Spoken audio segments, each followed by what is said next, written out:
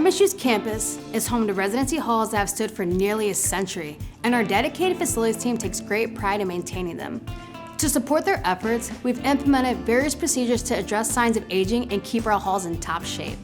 Like any building, occasional pests can find their way inside. This can happen when buildings have had less residents for a period of time, like summer or winter break, and when weather changes and they are seeking shelter. We understand this can be frustrating, but don't worry. We've made it easy for students to quickly connect with the right team to handle the issue.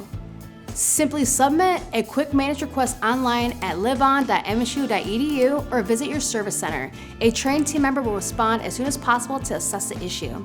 They may recommend steps residents can take to help, or they may engage MSU's Infrastructure Planning and Facilities Pest Control team. No matter what, the team is here to help so you can get back to enjoying your Live On experience.